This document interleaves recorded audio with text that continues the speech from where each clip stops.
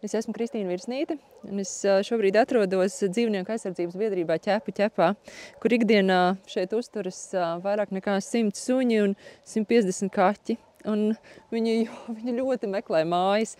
Es vēlos jūs iepazīstināt ar kaķinīti Klāru, kurai ir 5 gadi. Klāra ir sterilizēta, Klāra ir arī čipota. Jā, draudziņa māki iet uz kastīti un ir vakcinēta.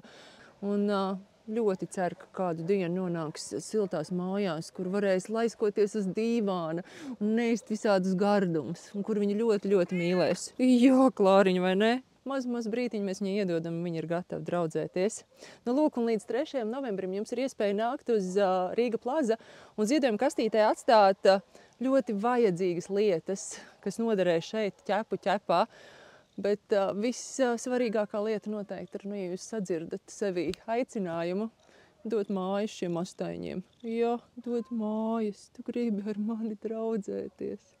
Sasildīsim ķepaiņus kopā. Labi?